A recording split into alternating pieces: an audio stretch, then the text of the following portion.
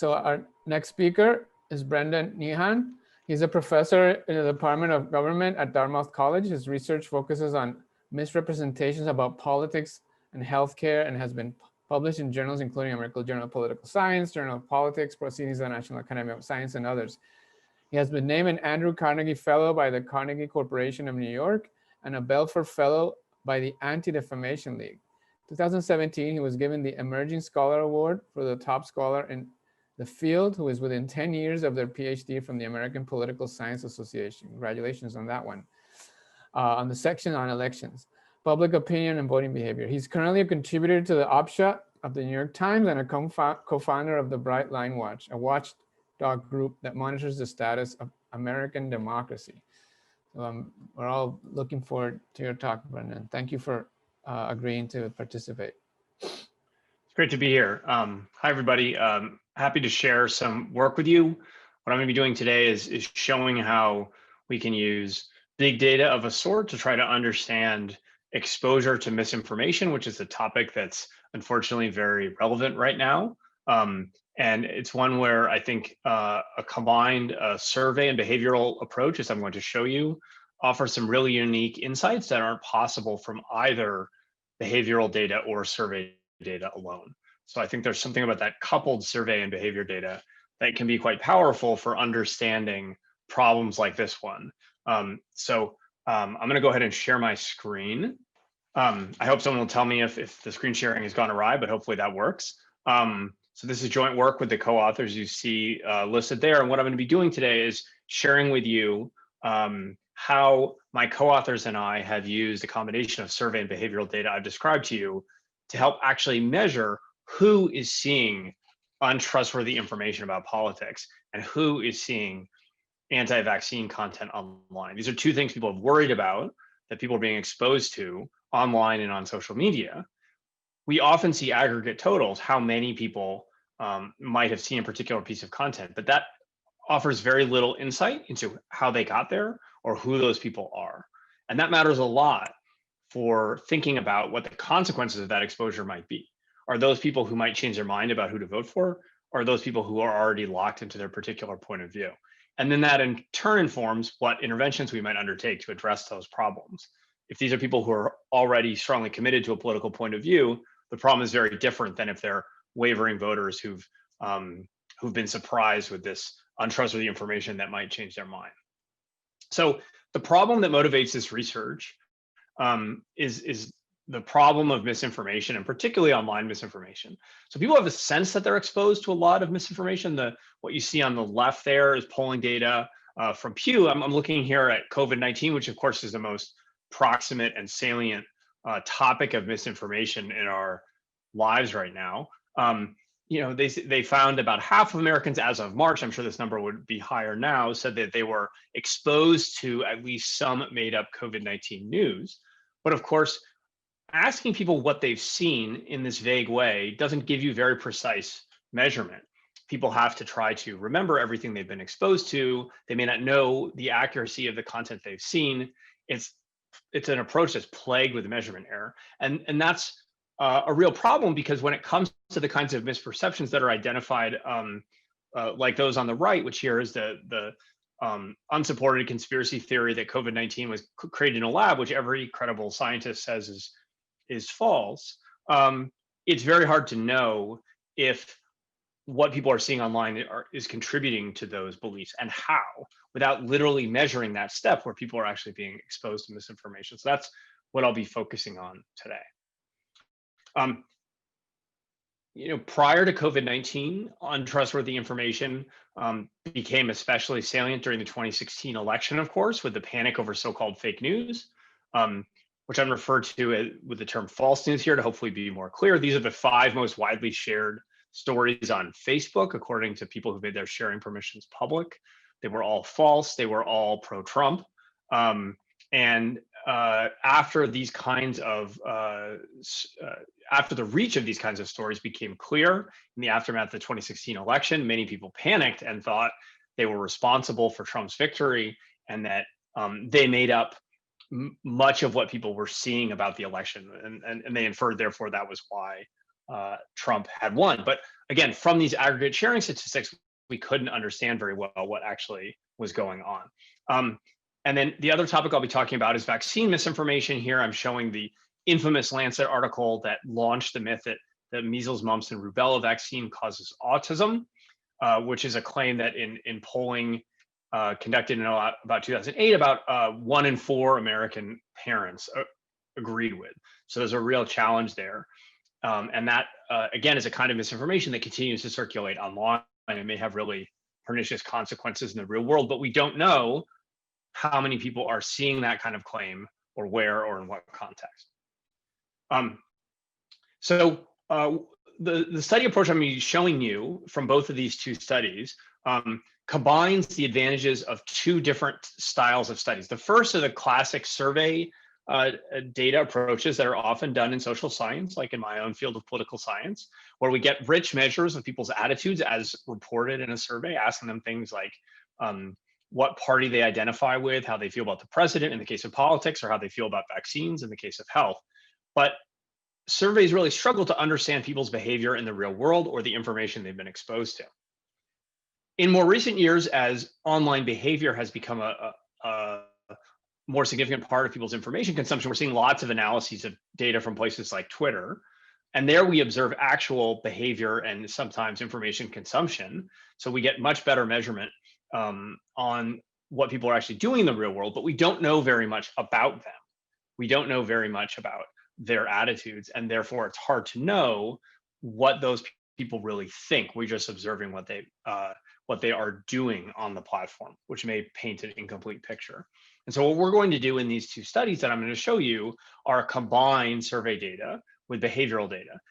And this is made possible using a special panel that the survey company YouGov has created. It's an approximately nationally representative panel of people who not only take online surveys, where they take the response to those surveys and they match and weight them to approximate the US population, but they're also offering additional incentives for people to provide with informed consent, anonymized browsing behavior data.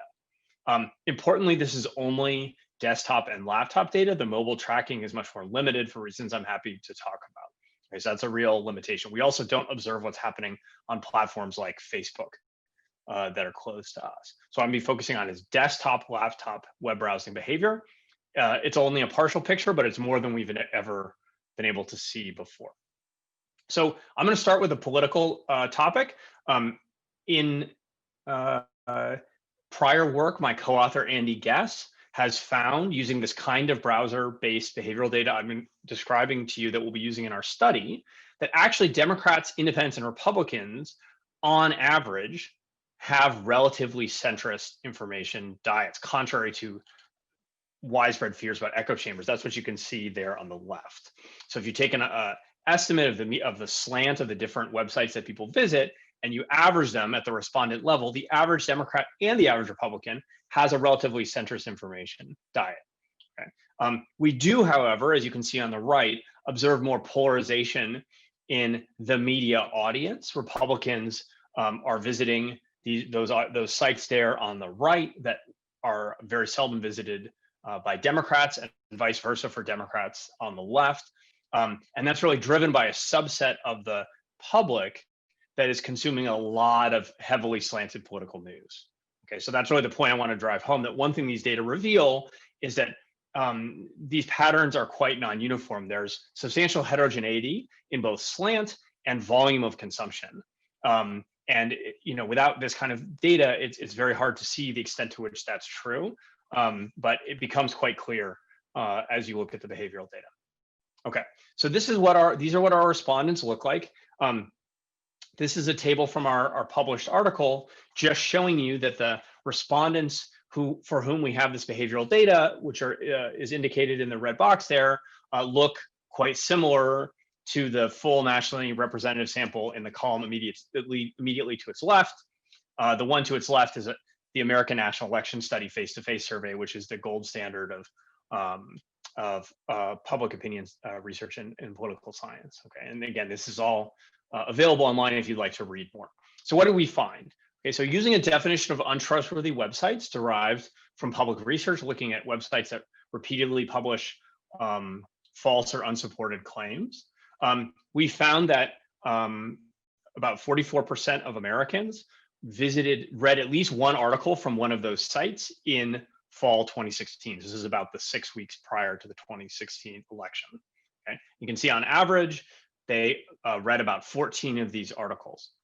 Right? But importantly, what the data reveal is a substantial tendency towards what we call selective exposure. So you can see in the left panel there was quite a difference in how much pro-Clinton versus pro-Trump untrustworthy news people consume depending on their candidate preference, which we were able to assess because we had survey data as well, critically. Okay, and so you can see that not surprisingly, Trump supporters were much more likely to see one or more articles on these untrustworthy pro-Trump sites compared to Clinton supporters. And conversely, Clinton supporters were relatively more likely to visit pro-Clinton untrustworthy sites, although the rate of exposure was much lower. Okay, those tendencies become even more stark on the right, which measures exposure to these sites as a proportion of people's news diets. And there you can see that they actually made up a negligible portion of people's overall news diets, with the exception of pro-Trump news sites for Trump supporters. And there you can see in that black dot and the right most cloud that there was a small but non-trivial percentage of people's information diets for Trump supporters was coming from those pro-Trump untrustworthy sites. When we disaggregate the data further, the description I was giving you earlier becomes even more clear, that there are these substantial asymmetries. So what we're doing here is we're taking the population and dividing it into deciles. So the number 1 here indicates that 10% of Americans with the most liberal news diet overall, to the 10% on the right, where it says 10, the 10th decile here is the 10% of Americans with the most conservative news diet overall. And what you can see is there's a tendency as you move towards the tails that people who tend to have the most skewed information diets were most likely to be exposed to pro-attitudinal, untrustworthy sites. So you see the proportion of pro-Clinton, proportion of people who saw one or more articles on pro-Clinton sites increases as you move to the left in the left panel. And the proportion of people who saw pro-Trump sites jumps quite dramatically in the 9th and 10th deciles in the left panel there. So the pro-Trump news consumption was really being driven by these people who had very skewed information diets. And again, that's even more clear on the right when you look at this as a proportion of people's overall news diet, rather than this binary exposure measure on the left. You can see there, the proportions are approaching 25% by the time you get to the 10th decile. Okay, so quite a substantial fraction, but really concentrated in the 20% of Americans with the most conservative news diets. That's a group that we found was responsible for approximately 60% of all the visits to untrustworthy sites in this period. Okay. And then finally, what the data reveal, consistent with media reporting, is that Facebook shows up differentially as being visited immediately prior to a visit to one of these sites. That's what you're seeing there on the left, to an extent that's not that exceeds what we observe for conventional sites about hard news topics or unrelated sites, and we don't observe the same pattern for other platforms. Okay, so in the interest of keeping us on time, I'll just share with you one other finding about vaccines. Okay, so we then conducted a series of these studies over the last few years. You can see the data collections there, and we pooled them all together. Okay, so we have, you can see in the red box there, we have more than 13,000 observations where we have this behavioral data. And we're able to, now what we're going to do is see who is consuming vaccine content online and what is the content of that, because we're interested in this question of whether the internet was providing anti-vaccine misinformation to people. Okay, so what we're going to do is we're going to take a look at those patterns. And what we found when we actually had a research assistant code every website, we scraped the text of every website and looked for any that mentioned the word vaccine or related keywords 3 or more times. We found that at an annualized rate, about 85% of people visited a vaccine-related webpage each year, but vaccine skeptical content exposure was more rare. You see less than 20% of Americans visit a vaccine skeptical page every year. and they made up a relatively small share of all page views to vaccine-related content, 7.5%. Okay. These do often come from shady sites. You can see that among the set of untrustworthy sites from the list we used in the last study, more than 2 in 10 of the vaccine skeptical web pages our participants viewed were from sites that had already been identified as untrustworthy. We were especially concerned with this pattern that we saw in the last study. Were people seeking out information that was consistent with their point of view? And so what we did was, for the people we had vaccine attitude survey data on, which is about 1,300 people, we wanted to see whether people's attitudes towards vaccines were reflected in their information consumption. And what you can see here is data looking, again, on the left at binary rates of exposure. Did they consume 1 or more pages of this type of content? And then on the right, how many pages were they exposed to? And we're distinguishing here between people who are in the lowest third of the population, who have the least favorable attitudes towards vaccines, up to the third of the population with the most favorable attitudes towards vaccines. And interestingly, the pattern is not especially clear when it comes to vaccine skeptical content. We did not find a pattern consistent with the selective exposure story. However, the people who had, we did find a pattern where non-skeptical content was consumed more frequently by people who had more favorable attitudes towards vaccines. That's that upward sloping pattern you can see there for the gray bars. We also wanted to see if Facebook was driving people towards anti-vaccine information. And so we divided people into how often they visited facebook.com, which we can see in the behavioral data instead of asking them to self-report.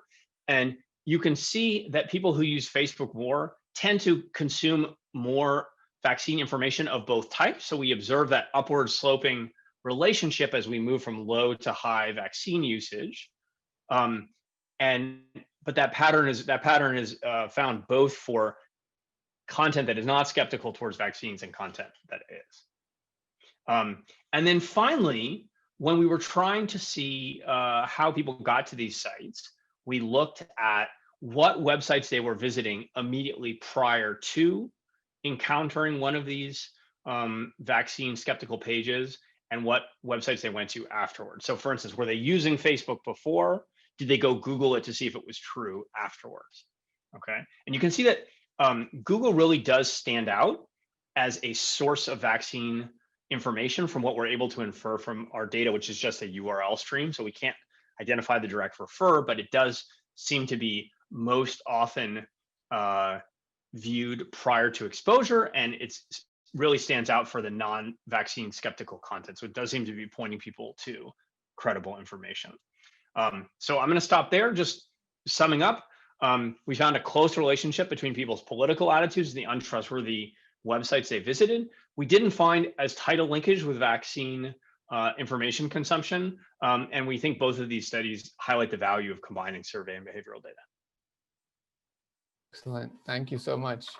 So we'll again have more questions for you later. I'll ask you one before we move on. So this was one snapshot, right? This was one in time. And I wonder if you have any current research that is telling you a little bit about trends. So I guess what I would worry about more is that this will get, it seems from what you showed, we can maybe survive this, but if it keeps getting worse, then maybe not. So I don't know if you have any thoughts on that. Maybe it's 5 years from now that you'll know the answer, but just want to hear your thoughts. Yeah, so obviously the 2020 election is a ongoing process, so I don't have any results to share yet. I think that's one of the questions we'll be asking, but I can tell you that if you think about our 2016 data on untrustworthy websites, we did find a substantial decline in visits to those sites during the 2018 elections. Now, it may be that presidential elections push those numbers back up, but I do think consumers have gotten more savvy about these kinds of content, and the platforms are taking more extensive countermeasures. Both of those may help mitigate these trends, at least to some extent. The jury's still out, though, in 2020. Great, thank you.